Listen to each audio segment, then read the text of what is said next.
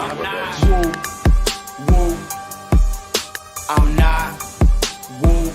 No, I guess I'm not woo, woo. I'm not woo, woo. What's up? It's another daring episode of the Higgins Lounge. And I'm in here chilling. And if you just happen to hear some obnoxious noises coming from outside, it's not the crowd cheering. That's just the children cutting up, having a blast. But I'll do my best to make sure they do not disturb us. But besides that, you can follow me on YouTube, Facebook, IG, Rumble, and Twitter. The name is on the hat. HIGGNZ. 1 I, 2 G's, okay? Don't look for that second I after the G because you won't find it. HIGGNZ. Now let's go. Now speaking of Facebook, what I'm saying is, you might be long before they kick me off of Facebook just because of, when I've been posting the show live.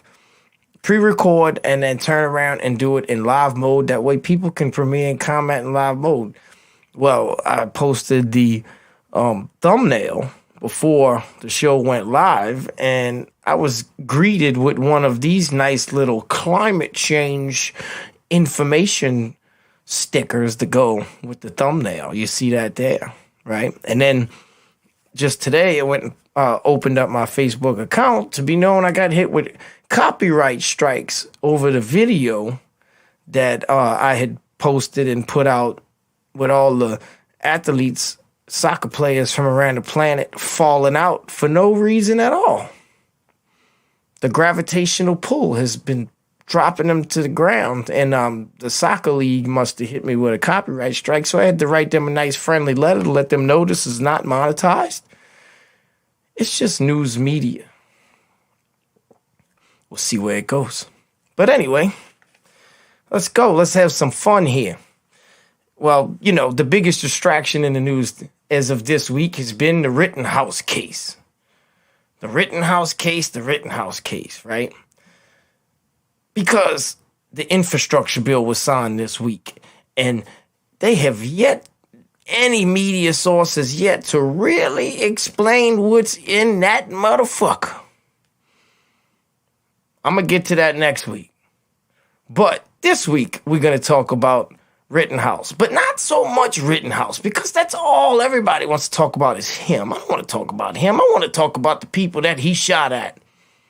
Those are the ones we really need to learn about. But it'll start here, and his critics. So this was a video that I had seen of Rittenhouse, his testimony and how he broke down in front of the stand, and the media, obviously put that negative spin on it. When you seen it, I was like, I can't wait to see what they got to say about him. But even worse, LeBron James put out this tweet. Look at this tweet here. There were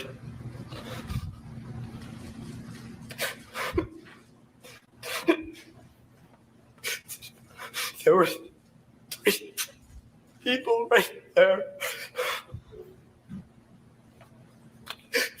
Take a deep breath, Kyle.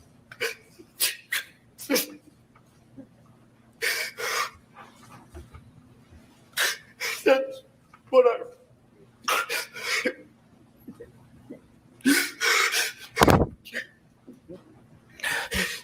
I run. We're gonna just take time for our break anyway. You can just relax. Funny.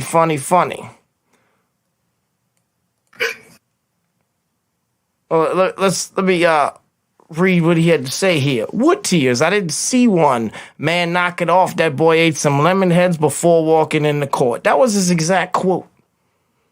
But if you look at the bottom, his emojis, the eyes rolling, laughing. Well, when I saw that, that's not tears either, LeBron.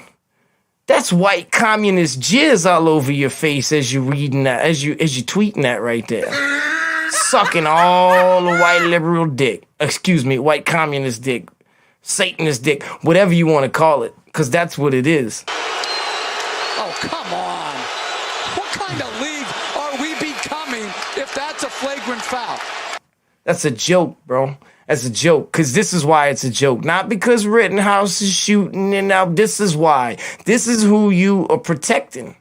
The same way they standing outside the courtroom right now with the BLM and all them standing outside the courtroom, ready to protest, white on white crime. Now check this out. There's 3 victims. One of the we're gonna go over 2, right? One who was shot in the arm, right? Yeah, people may have seen his testimony. You may have not. You're going to get to see highlights of it here today, right? This guy, Gage Paul Grosskreutz, he sounds like he's a communist too. Did you know that this dude was a repeated domestic abuse offender in 2018 for beating his old lady multiple times? Strangulation was one of the charges. Tried to choke his old lady out, right? Maybe because she was a white supremacist. That's why he did it. Now, I'm going to show you guys video of after he had his testimony with Michael Strahan, who I had just officially kicked him out the Gap in Your Front Teeth Club, because, come on, bro. I mean, do you really need the money? Do you need the money that bad the way you got to play for the media? Or you that brainwashed too? Or maybe you a communist, Satanist, to even bring this clown on here and let him say what he has to say. But check this video out. And Gage, I want to start with you. You were shot in the arm by Kyle Rittenhouse during the protest in Kenosha, Wisconsin last year, while the other 2 men he shot that night died. With Rittenhouse taking the stand, what did you think of his testimony? Well, I think anytime you see your would-be murderer on the stand, it's emotional. And what was your reaction to him breaking down and crying on the stand? To me, it seemed like a child who had just gotten caught doing something that he wasn't supposed to. More upset that he was caught and less upset about what he had done and what he had taken and the numerous lives that he affected through his actions that night. And Gage, you testified, and you were injured, but you testified you thought you were going to die that night. Talk to me about what was going through your mind in those moments. I mean, there's a million things that run through your mind when somebody's pointing a rifle at you after just having murdered somebody. First and foremost, I was concerned for my safety. I never lost sight of who I am. I'm not somebody who takes a life. I've made a life out of protecting and preserving life, not taking it. And speaking of protection, you said that you carried a gun for protection that night and that you pointed it at Kyle Rittenhouse. Why did you point your gun at him? I'm all for the Second Amendment, American citizens' right to bear arms. And I think that during cross-examination, it's hard to say what you want to say. I do believe that in that photo, given the right narrative, one could suggest that, yes, I was pointing my weapon at the defendant. But when you play it as a movie or look at different stills, my arm was being vaporized as I was allegedly pointing my weapon at the defendant. It's completely inconsistent with the physiology of my wound that he would have shot me while my weapon was pointed at his head. So here you're allowed to say whatever you feel like you need to say. So you're saying that you actually you weren't pointing your gun at him. Is that what you're saying? That's absolutely what I'm saying, yes. So here, my friend, you're allowed to say whatever you feel like saying. But you can't say that in court because you're under oath. And look, hey, if the dude was wrong for shooting you, I would take up for you. But you lied on GMA, Good Morning America, or should I say Good Morning Anarchy. You lied on there But when you went to the courtroom, you had an entirely different story to tell.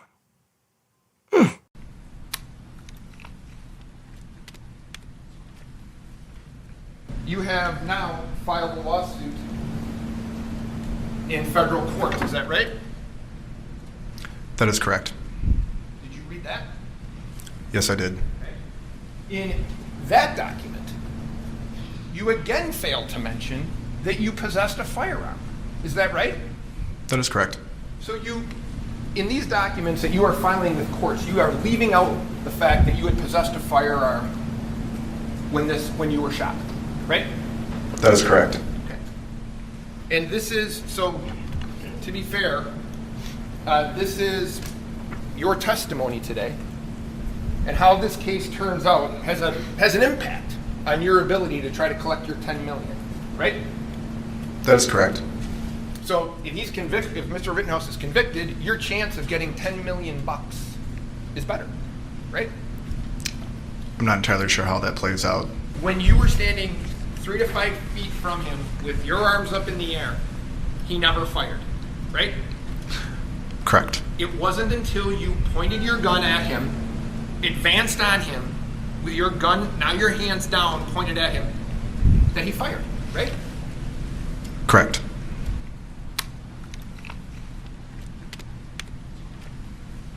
So when he went on Good Morning America, Good Morning Anarchy, before he actually, when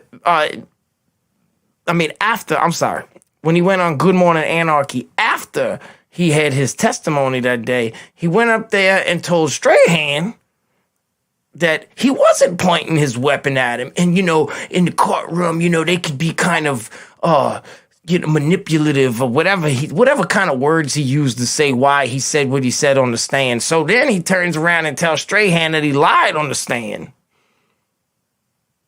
But when he was on the stand, under oath, he admitted, and the defense attorney, he didn't stretch the truth. He didn't try to twist his words in any way at all. All he asked him was, so you pointed the gun at him, and that's what made him fire, right? Correct. I mean, but how hard was that to answer? It wasn't very hard, and it was a very simple question. I could ask my 5-6-year-old son that's outside right now, hey, did you not do this? Did you point your toy weapon and shoot it at the dog? He would be able to answer yes or no. It's that simple. But they got to keep playing this narrative. They got to keep spinning it. Right now, you're looking at the jury. I mean, they still, at this point, now I don't know what could happen at any moment. This is actually Thursday evening, about 5 o'clock Central that I'm recording this right now. Anything could happen. This could be spun in any kind of way. I mean, but why is it taking a jury that long?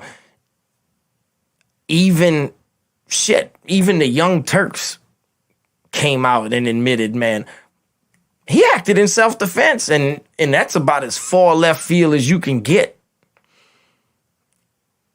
It's pretty simple what happened, bro. Like, if you chasing some dude that's got a rifle in his hand and you get shot, and then he said he was worried about his safety. He was running for his life in the GMA interview. If you look at the footage of him, he's running towards Kyle. He's not running away from him. And matter of fact, yeah, he did pull out his weapon, and they tried to even spin it last year when this shit first came out. They tried to turn around and say that he had a cell phone in his hand, not a gun. That's how much propaganda they play into these fucking stories, bro. Like, I don't want to sit up here and talk about this bullshit. But the truth is the truth is the truth is the truth. We're gonna go, but I'm not done. I'm telling you this. I'm not sitting up here to defend Rittenhouse. I'm sitting here to tell you about who he shot. Let me get back to my point. I don't want that. You need to check me. You need to check me. Hey, bro. You ain't here for that. You ain't here to be speaking up for Rittenhouse, right? You said it. You're right. You're right, dog. You're right. I'm not here for that. Let's talk about the man who died that night.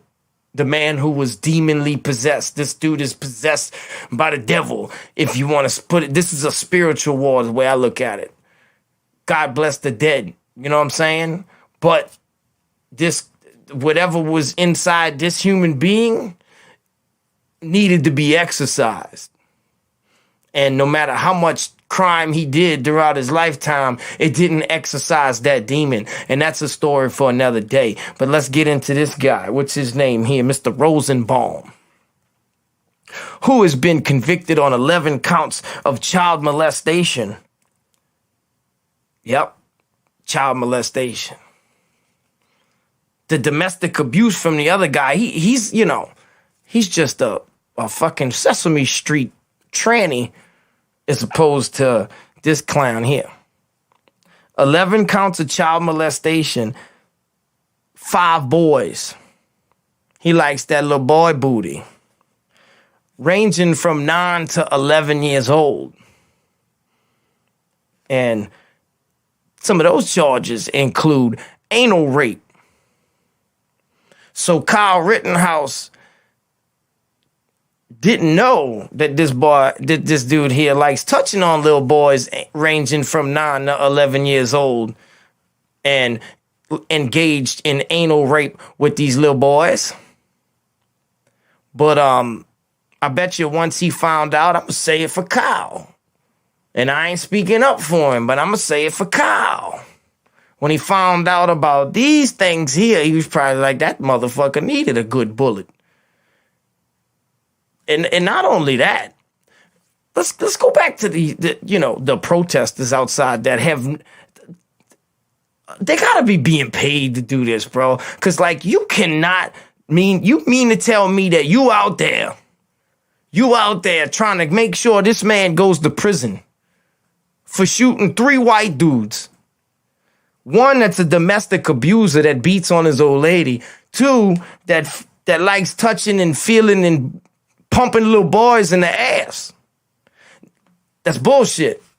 If you took a man to jail right now for these charges, he won't see population. Because if he sees population, he ain't gonna make it out of prison. This dude's gonna die. You know it, I know it. And I'm not saying this because black man's outside protesting. I'm saying anybody that catches this boy in population is going to get it. He's going to get what's coming to him. It don't matter who it is. The white supremacists are going to make sure that he don't make it out. You know it. I know it. Now, while we talking about, how much minority the situation and discrimination and racial justice and all of that. So Black Lives Matter is outside the courthouse right now protesting some dude that looks like he comes straight out of American History X, using the N-word like he owns it.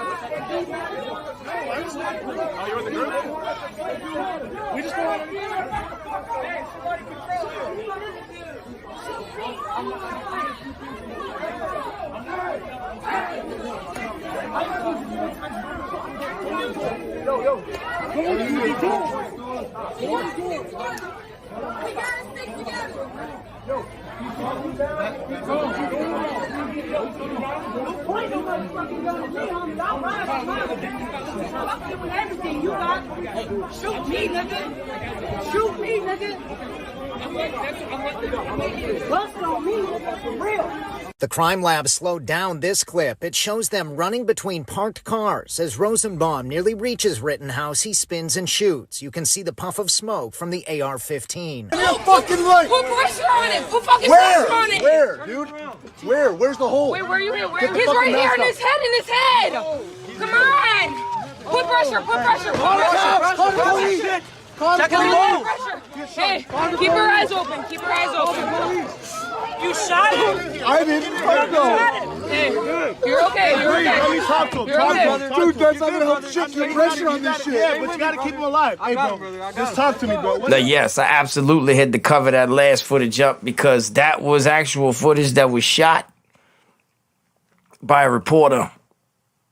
His last name Hernandez. I can't think, maybe Alex Hernandez, I think his name might be, but was right there on the scene, and they were looking at the bullet wound that was in his head as he was taking his last breaths. But let me go back to, like I said, God bless the dead. But let's get back to this demonic possessed human being in the flesh. Shoot me, shoot me. You know what was the last thing that he brought to that gunfight? A plastic bag. The last thing that he did to defend his life after saying, shoot me, dude's got a fucking rifle in his hand. A plastic bag. He threw a plastic bag at him. What's the old saying? Don't bring a knife to a gunfight. Don't bring a plastic bag to a gunfight, bro. You begged him. Hey, there should almost be some ramification for that. The man begged me to shoot him. He wanted it. I gave him what he wanted. Case dismissed. I don't give a fuck what anybody says. What makes me more upset about all of this is that this has even got to go this far. You know how much more, like, trying things that we have to go through as a population right now? To be worried about this? I spent 23 minutes on this shit so far. Come on, bruh. This shit shouldn't even be on the fucking news anymore. This should have been tried and out the door already. This should be old news. This shouldn't even be on national news. There should be some local shit going on in Wisconsin, if you ask me. May have made national news one time. What's in that bill? What's in that infrastructure bill that they got to cover up so much? Oh, pay no attention to that man behind the curtain. But anyway, let's finish up with this case here. Now, the last thing I want to show you is the prosecution. And the reason why I say this is it's a fucking joke. This is a circus, bro. This is a circus. They are trying to, if anything they're trying to do with this case nationally is take away your First and Second Amendment rights with this bullshit. They don't want you defending yourself. That's why they're demonizing this man. Fucking Biden went out and called this man little dude. I mean, he's a young man. He's 18, 17, young man. Calling him a white supremacist. Come on, bro. Get the fuck out of here with that shit, man. Get the fuck out of here with that shit. Let's go, Brandon. Let's go. Come on, man. But the prosecution, when you find out, let me tell you something. If I ever go to Wisconsin, go to Kenosha, and commit some kind of obstruction of justice, some type of crime, I want to go up against this guy. Let me tell you all the awful things Joseph Rosenbaum did. He tipped over a porta potty that had no one in it. He swung a chain. He lit a metal garbage dumpster on fire. Oh, and there's this empty wooden flatbed trailer that they pulled out in the middle of the road, and they tipped it over to stop some bearcats, and they lit it on fire. Oh, and he said some bad words. He said the N-word. Shoot me, nigga. Shoot me, nigga. Bust on me, nigga, for real. Bro, this is like some shit you would see in a movie. It's a comedy, bro. It's a comedy. It's a great SNL skit. It's better than SNL today. That's how embarrassing this is. Be careful what you wish for, because you might get it, bro. You just might get it. If there's any lesson to be learned, that's it. On to the next one. Well, some good news about children is a friend of mine had sent me a message about this case she's been following, and I wanted to follow up on it. And at the time that it was sent to me, they were still missing. But we got some great news that these children here, Amber Claire and Noah Claire from Kentucky, Tennessee, Kentucky area, were supposedly abducted by their father earlier during the week. And just as of this morning, they have been returned, found, and put in the arms of their parents. So thanks to everyone who was involved in helping search and raising awareness to that. Congratulations. I mean, that could have went sideways real quick. And the father who abducted them and took over state lines, they were found in San Clemente, California this morning. And they thought they were in, I think, Missouri or Michigan. They were suspected them to be. He went the other way. But they were found on surveillance video, and police were able to track them down and get them back in the arms of their mother. So congratulations. And that's a great story. I hope we have more success stories of missing children like that than the other way around from here on out. Because I could just imagine the terror that comes with having a missing child. Like, if there's one thing as a parent that you don't want to see happen, that you would lose constant sleep over, would be that.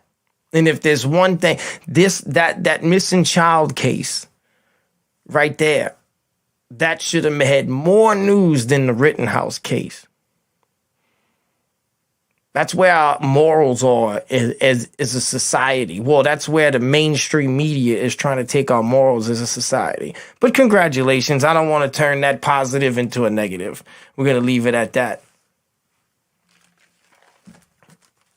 On to some next news, man. The people got a small win today, as OSHA has suspended the mandate that Biden had put on the American people and their corporations for saying, hey, you got any business by January 4th, the business over 100 employees has to show proof of a negative COVID test or be vaccinated to get in. Now, I told you what I felt about that, how ass backwards that is and how stupid that is, because 60 days ago, he brought this up. 60 days later, he says we're going to implement it on January 4th, which would be 60 days from then. That's how much you worried about COVID. Come on, bro. I mean, people need to wake the fuck up. And I reached out to Biden for comment about what he thought about OSHA, actually finally suspending the mandate. And it's not done. It's got to go to court. But we reached out to Biden to ask him what he thought about it. And he gave us a brief statement. And here it is. That just goes to show you where his head's at today. We don't know where it's at. He don't know where it's at. But you wanted to use this topic while we're on the Rona.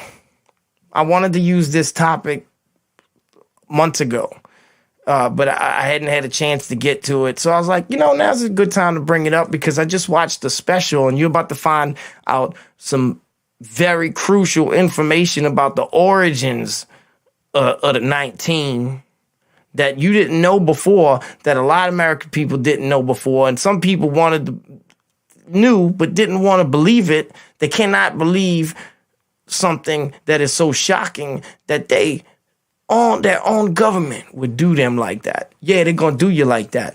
But we'll get into the origins. I don't want to say origins, period. Origins of the release of the virus. Now, this was a special done by an Australian reporter who put this out for Fox News and was able to do her own research and find out something that you didn't know about, a month before we started finding out publicly about supposed coronavirus release in Wuhan, China. There was a Wuhan World Military Games. And after that, some of these people who attended the military games started finding out about, when they went back home, there was signs of symptoms from these people who came from Wuhan, and they started to infect their friends and family members.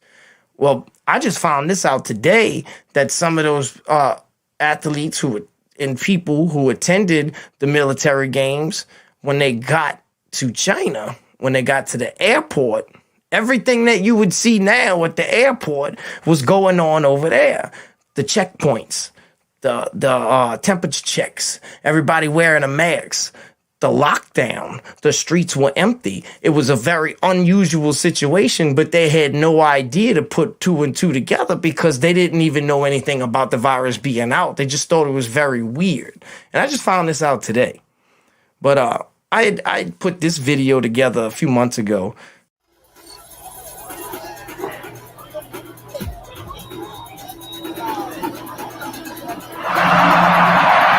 Ladies and gentlemen, please rise for His Excellency Xi Jinping, General Secretary of the CPC Central Committee, President of the Republic of China, and Chairman of the Central Military Commission. They're the Olympic Games for military athletes. Held every 4 years, Wuhan was the host city in 2019. Miles Yu was Secretary of State Mike Pompeo's principal China advisor. As 2020 rolled in, Miles started paying close attention to Wuhan. For weeks and weeks, the Chinese government kept silent on the outbreak. They're not saying anything, as if nothing is happening. So citizen journalists are beginning to send out their videos and reports and hospital situation reports on a daily basis. 就凳子上躺着。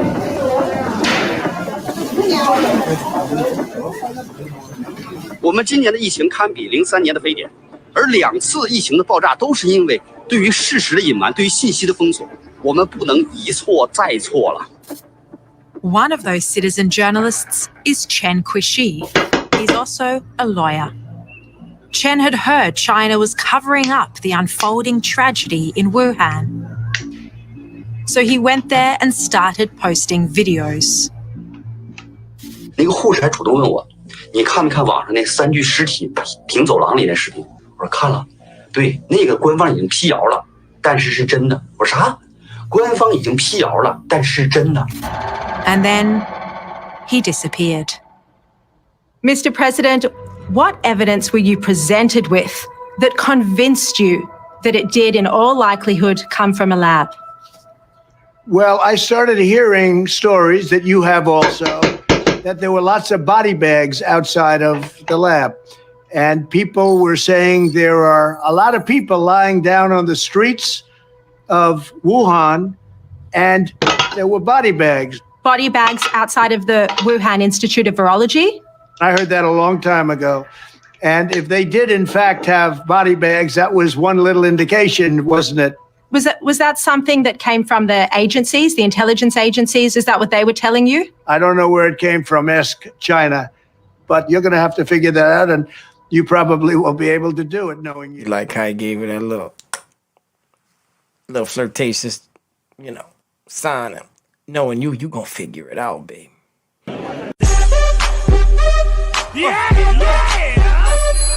Nah, I'm just playing. But the journalist was one of the things that just now stuck out to me. Now, this is the road we're heading down. Being silenced. Right now, you're just being cut off social media. Are y'all ready to be disappeared for good? Gulagged? In an American gulag? Or dead? I mean, that's what you want? You want a communist country, bro? That's the tail wagging the dog, partner. The question is, let's look at it this way. Was it intentionally released, or was it released and then they had deadly intentions after the release?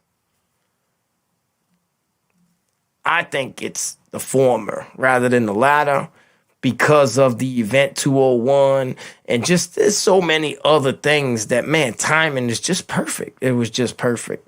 Paul, with all due respect, you are entirely and completely incorrect. Now, I wanted to finish this one up here with the a follow-up on the Astroworld concert, because I missed this talking point. Me being, music background, hip-hop background, being an artist, I've done a lot of research into sound, of course, into conspiracy, of course.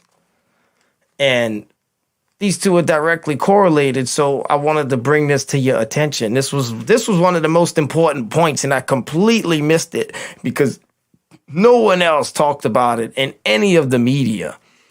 And it's in the sound, the bass, the low hum vibration of the 808, which was the sound that was so possessing, and some of these fans that went to the show were claiming was what was laying people out, right? The energy, that strong gut energy of the 808 that beats into your gut, pounds on your heart.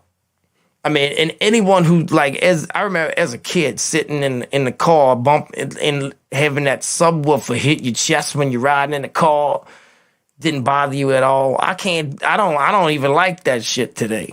I like a good, clean. Now I'll listen to it loud, but I don't need the subwoofer hitting so hard it vibrates your trunk and rattles your chest and makes your heart skip a beat.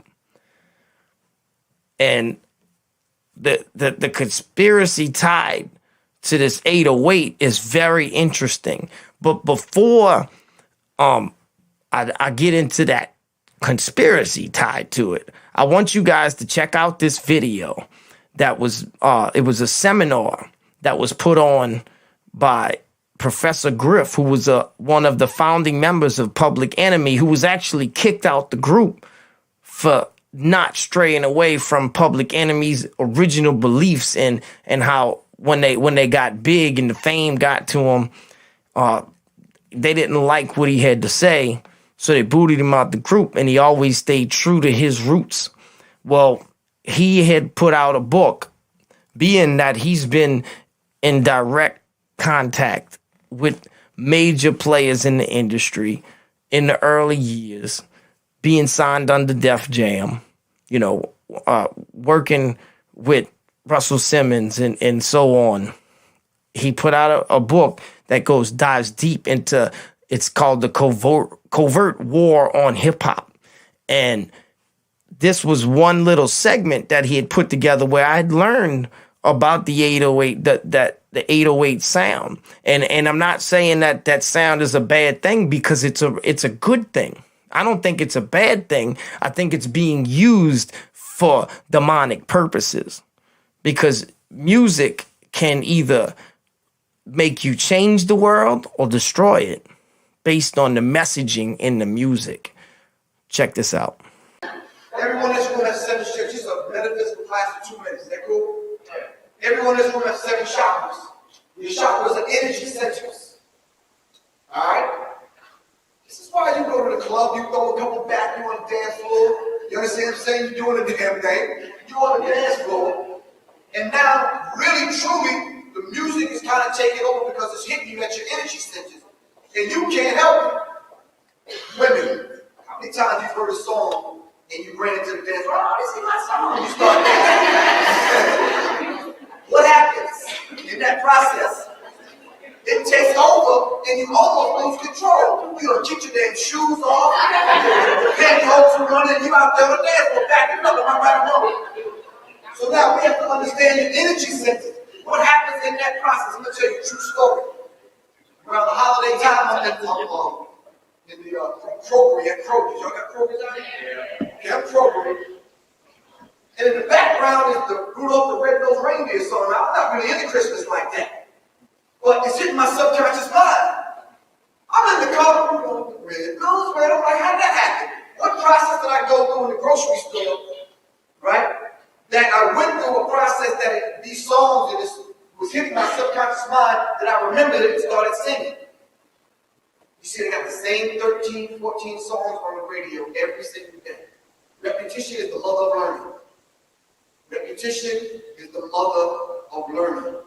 90% of all communication is what? Non-verbal. It is non-verbal. So what you cannot hear and what you cannot feel is actually hitting you at your lower chakras. And your lower chakras are responsible for your urges and your desires. This is what gets you on the dance floor. Those low vibratory frequencies in the music are hitting you at your lower energy centers, and it's getting you on the dance floor. So now you feel it. And then now, subconsciously, the words are made its way in because you open up to it. And guess what else happens in that process? When you hit the club, you drinking the thing that older people in the audience call your spirits. What are the spirits? Wine, beer, liquor. That's what you do. So now you're wide open. You don't got the spirit in you, and you got the spirit, and the music is hitting you at the low vibratory frequencies. Now you open. I don't know if you know anything about the Akashic Records, but the Akashic Records is that electromagnetic field that surrounds the earth. Everything that went on the earth, in history, everything that is going on the earth, and everything that will go on the earth is recorded in the Akashic Records. This is the spiritual realm in which we pull our information down from. This is the God plane that we operate on. We pull it down from the Akashic Record. You may know it as your order. All right? Okay, as above, so below, as within, so without. Move forward. Everyone in the room has 7 chakras. They're called the 7 wheels of life. All right? Now listen, this is what Michael Kors talked about earlier when he talked about he doesn't like songs from people like D4L and Laffy Taffy and the rest of this madness. Real quick, because we don't have time tonight to get into it in depth. In order for you to raise your vibration high enough to operate at the crown chakra, which is the top chakra, all right, you have to raise your vibration through your vertebrae to activate that pineal gland, which is at the crown chakra. Are you following me? Yeah. Okay, so now when you hear low vibrating tones and low vibrating song with words like Laffy Taffy, it hits you at the orange and the red chakra. Once it hits you at that chakra, that fire goes up the vertebrae and hits your pituitary gland. The pituitary gland releases a hormone which causes you to do all that madness that you're doing on the dance floor.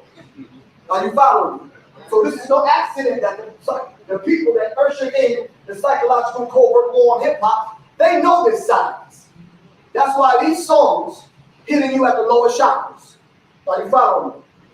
Now these chakras spin. Unfortunately, some spin faster than others. All right? So what we're going to try to do tonight is raise your vibration. So you understand what he's saying, basically, about like the nonverbal communication in music, because, you know, let's put it this way. First thing you're checking for is the beat, right? You know what I mean? First thing you're checking for is the beat to make sure it's hot. Now, those low vibrations that you can't see, feel, like you can feel them, but you don't understand the energy centers inside your body that they open up. And all vibration starts, like he's saying, from the red chakra, the crown chakra, which is right there in your gut, in your groinal area. And those energies start at the red chakra and work their way up, which is crazy when he got into the 7-Up can, bro. Like how 7-Up knows that. That's ill, bro. Like 7-Up knowing that shot, you know, and using that knowledge and putting it right in front of your face, the truth hidden in plain sight that we say over and over again. As above, so below, like he had mentioned. Getting into the Akashic record about the energy frequencies on our planet.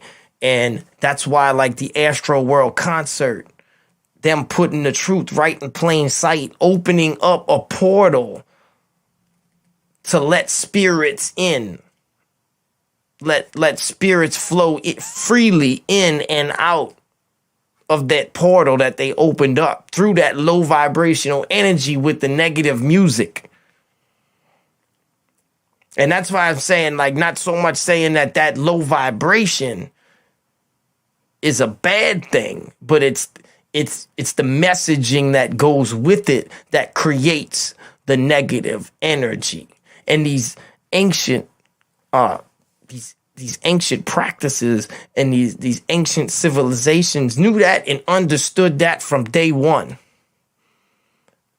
Modern day civilization has suppressed this information from us to dumb us down, to use it to their advantage, to create the world that we're living in right now. And that's basically what happened at the Travis Scott concert, if you want to know the truth.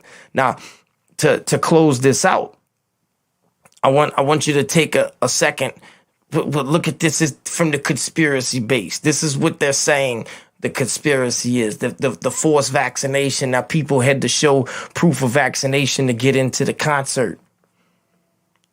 So what is the number one symptom that people are complaining about, that I've been showing you, that I showed you last week with the athletes falling out? Myocarditis, blood clots, heart conditions.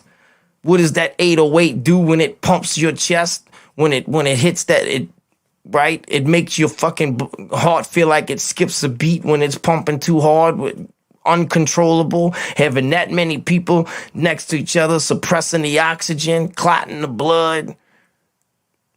And what happened? They fell out. I'm not saying that that's, you know, what had really happened. I'm saying that's what they're saying. People are out there saying happened. It's a belief. Like, it's something that you can't prove.